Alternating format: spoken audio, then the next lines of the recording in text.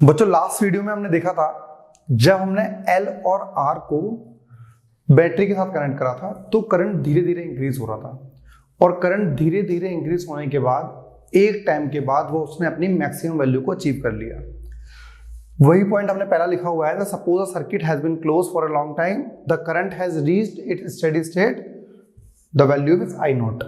तो जब कभी भी इंडक्टर और रजिस्टर को आप एक साथ लगाते हो तो इंडक्टर हमारा सेल्फ इंडक्टेंस से करंट को अपोज करता है और जिसकी वजह से करंट हमारा धीरे धीरे इंक्रीज होता है।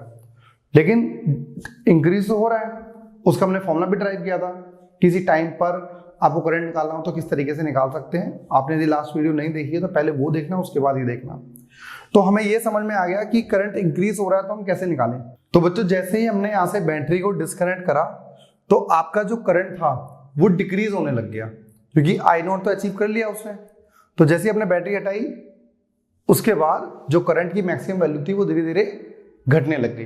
तो अब हमारा टॉपिक ये है कि decay of current in LR circuit, मतलब अब ये करंट I नॉट, मतलब जो अब हम टाइम ले रहे हैं उस टाइम पर हम टाइम ले रहे हैं T नॉट और हमारी इनिशियल वैल्यू ऑफ करंट क्या है I नॉट।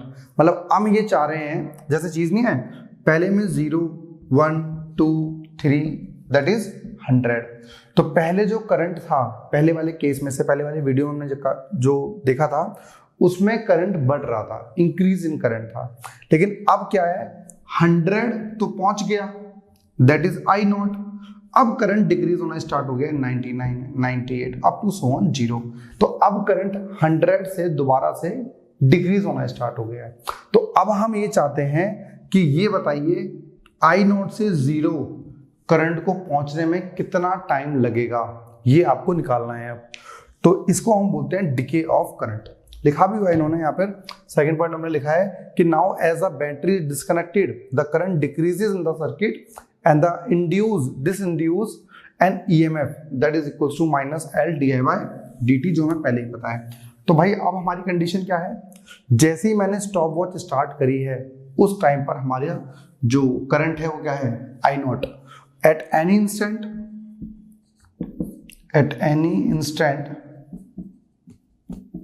मतलब एनी टाइम t करंट कितना आ जाएगा, करंट को हम I ले लेते हैं। ठीक है भाई, चलिए देखते हैं, अप्लाई करते हैं कौन सा rule, applying Kirchhoff loop rule. क्या कहता है भाई वो लूप रूल कि आप किसी भी सर्किट में, किसी भी क्लोज सर्किट में आप देखो तो डेल्टा भी हमारा 0 आता है। तो हमारे पास यहाँ क्या है VA माइनस VB है ना, इसके across plus VB minus VC equal to 0। देखो वैसे भी अपने आप 0 आ रहा है। जब ये क्लोज सर्किट है तो VA और VC का पोटेंशियल क्या होगा, सेम देख लो, यहाँ तो कोई डिक्रीज करने वाला है ही नहीं, पोटेंशियल ड्रॉप कहीं होगा ही नहीं। तो VA is equals to VC होगा। ठीक है भाई, देखो VA VC हो गया तो VA minus VC 0 minus VB plus VB वो भी 0 आ गया। तो वैसे भी हमारे पास लूप रूल सेटिस्फाई भी कर रहा है। तो बोलते थे ना summation of delta V is equal to 0, तो डेल्टा भी 0 ही आ रहा है। चलिए VA माइनस VB हमारे पास क्या रहेगा I R plus L DI by DT। चाहे क्लॉकवाइज लगा लो तो एंटी क्लॉकवाइज लगा लो इस लूप रूल को, यहाँ लगाओगे तो minus IR minus L DI by DT भी आ सकता है आपके पास, और ये देखोगे तो ये भी ऐसे ही रहेगा, दोनों का सेम मीनिंग है।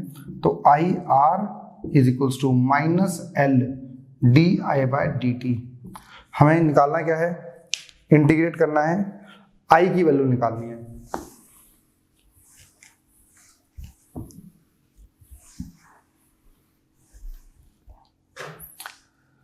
क्या आएगा बताइए भाई, ये आ जाएगा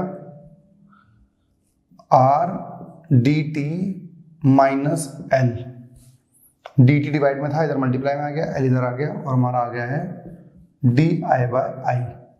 इंटीग्रेट करेंगे, इनिशियली कंडीशन क्या है I नॉट, फाइनल I और यहाँ पे 0 to T minus R by L बाहर आ गया, DT का इंटीग्रेशन T आ गया, ये ln I आ जाएगा।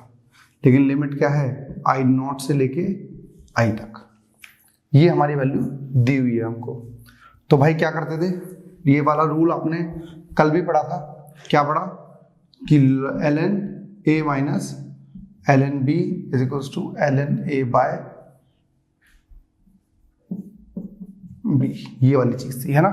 वही चीज हमारे पास यहाँ पर आ गई, तो क्या होगा minus R L T is equals to ln i minus ln i naught.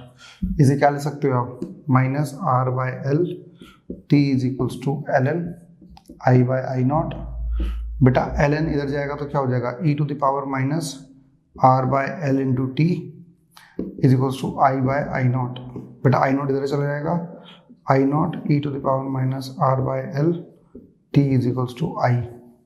तो this is the value of current. यदि आप चाह रहे हो कि डिके ऑफ करंट हो रहा है और आपसे पूछा गया है कि आप मेरे को बताइए कितने टाइम के बाद आपका करंट जीरो हो जाएगा, तो आप इस फॉर्मूले से निकाल सकते हो। आपको याद होगा वेयर L बाय आर को हम टाउ मान रहे थे कल, that was a time constant, याद है आप सभी को। तो L बाय आर, तो क्या लिख सकते हो इसको, I is equals to I naught e to the power minus T by tau. ये चीज हमारे पास आ जाएगी। ठीक है भाई। यदि मैं स्पेशल केस निकालना चाहूं किसी भी एक टाइम t पर, तो मैं क्या कह रहा हूं, at any time t is equals to tau. Value put करते हैं भाई, i is equals to I naught e to the power minus tau by tau, तो दोनों कट गए 1 आ गया, तो i is equals to I naught by e to the power 1। तो जो e to the power minus 1 है, ये क्या बच जाएगा, I naught e to the power minus 1, ये आ जाएगा। तो आई नॉट बाई ई, तो 1 बाई ई नॉट की वैल्यू कितनी आती है भाई, 0.37 I naught. So this is the value of current जिस टाइम पर उसकी जो वैल्यू है करंट की वो 63, that is 37 times of maximum value हो जाएगी। तो आपको कभी भी करंट निकालना हो, आपको याद होगा लास्ट आपने डेरिवेशन करी है, जिस डेरिवेशन में आपने आई की वैल्यू निकाली हुई है, और यहाँ पे हमारी जो कैलकुलेशन आ रही है विच इज 0.37 आई नॉट। तो ये हमारे पास फॉर्मूला हो गया जहाँ से आप करंट की वैल्यू निकाल सकते हो। कब, जब करंट डिक्रीज हो रहा होगा। और आपने इंक्रीज होने वाली की डेरिवेशन लास्ट वीडियो में देखती है, लेकिन अब हम करने वाले हैं जेई मेंस के अंदर कितने क्वेश्चंस आए हुए हैं इस टॉपिक के ऊपर, या फिर जेई एडवांस में। ये स्टार्ट करेंगे हम नेक्स्ट वीडियो से। धन्यवाद।